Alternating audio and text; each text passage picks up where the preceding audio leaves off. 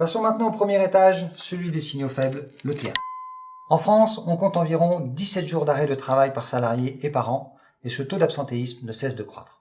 Certains métiers, comme ceux avec des gestes répétitifs, ou certains secteurs comme le BTP, sont plus à risque.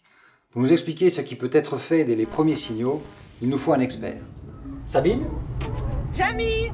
L'expert, je l'ai trouvé. Elle est à Besançon, la ville natale des Frères Lumière. Le docteur Christine Manteau, médecin inspecteur régional du travail à la Directe Bourgogne-Franche-Comté, va donc nous éclairer.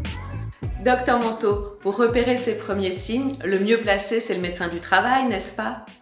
Oui, tout à fait, Sabine. En effet, le salarié peut être convoqué en santé au travail, mais il peut aussi lui-même demander à être vu par le médecin du travail.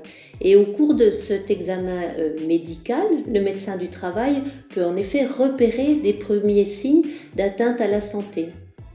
Souvent, à ce stade, le salarié bénéficie d'arrêt de travail, mais souvent de courte durée. Par contre, il peut prendre un traitement souvent contre la douleur de façon ponctuelle ou plus importante. Une fois ces personnes repérées, que pouvez-vous faire ? Donc, le médecin du travail connaît l'état de santé du salarié, mais il connaît également le poste de travail, l'entreprise, et il faut savoir que le médecin du travail, il intervient avec une équipe pluridisciplinaire. Dans cette équipe, on a des infirmiers et des intervenants en prévention risque professionnel.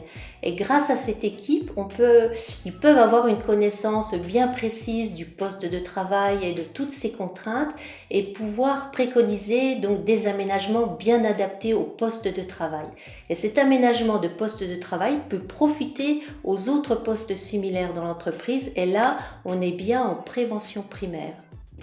Donc plus on intervient en amont, plus on est en prévention primaire, mieux on améliore les conditions de travail et moins on a d'atteinte à la santé des salariés.